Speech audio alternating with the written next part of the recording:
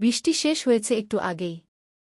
ঢাকা শহরের রাস্তা ভিজে চকচক করছে, স্ট্রিট লাইটের আলো জলকণায় প্রতিফলিত হয়ে যেন কোনো গানের ছন্দ তৈরি করছে।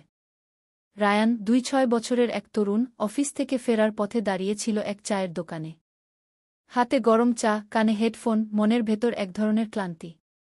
অফিসের চাপ, জীবনের অচলাবস্থা, একরকম একাকিত্ব, সব মিলিয়ে যেন মনের উপর ভারী ওজন। ঠিক তখনই পাশের দোকানের ছাউনির নিচে দাঁড়াল এক মেয়ে।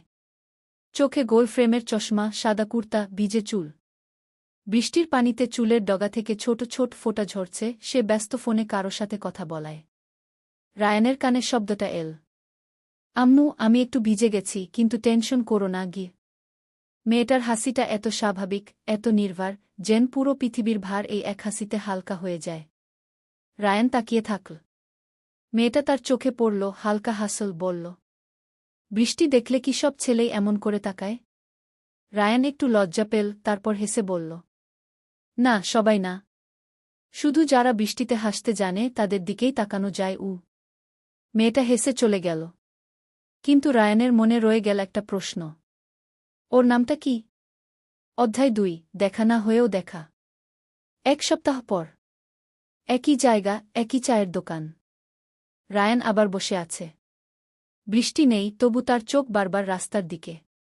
ঠিক তখনই আবার এলো সেই মেয়ে। হাতে বই, কাঁধে ব্যাগ, মুখে সেই একই হাসি। সে চা অর্ডার দিল, পাশের টেবিলে বসল। রায়ান সাহস করে বলল, আপনাকে আগেও দেখেছিলাম। আপনি কি এখানেই থাকেন? হ্যাঁ, পাশে একটা কোচিংয়ে পড়াই। আপনি? অফিসের লোক, ক্লান্ত মানুষ গো। মেয়েটা হেসে বলল, ক্লান্ত মানুষও যদি এত হেসে কথা বলে, তাহলে তো জীবন এত কঠিন না গ। রায়ান প্রথমবারের মতো মন খুলে হাসল। তারা পরিচিত হল। মেয়েটার নাম মোহনা। সেদিন থেকে প্রতিদিন সন্ধ্যায় তাদের দেখা হতে লাগল, কখনো বৃষ্টিতে, কখনো চায়ের টেবিলে, কখনো রিকশার পাশে দাঁড়িয়ে গল্পে। দুজনের মধ্যে বন্ধুত্বের এক অদ্ভুত বন্ধন তৈরি হল। রায়ান প্রথমবার অনুভব করল জীবনের ভারটা একটু হালকা হয়েছে। অধ্যায় ৩, বন্ধুত্ব থেকে ভালোবাসা। একদিন বিকেলে তারা গেল হাতিরঝিল ঘুরতে। বাতাসে গন্ধ, চারপাশে আলো, পানিতে প্রতিফলিত শহরের রঙিন দ্যুতি। মোহনা চুপচাপ হাঁটছিল। রায়ান বলল, তুমি এত চুপ কেন? ভাবছি মানুষ কেমন করে জানে সে ভালোবেসে ফেলেছে গি। রায়ান একটু থমকাল। তুমি ভালোবেসে ফেলেছ? মোহনা হাসল। হয়তো।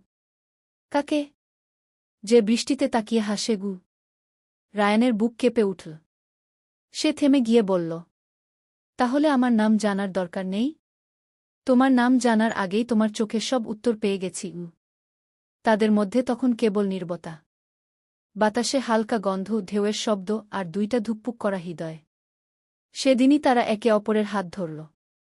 রায়ান মনে মনে বলল, এই হাত হয়তো জীবনের শেষ পর্যন্ত ধরেই রাখব।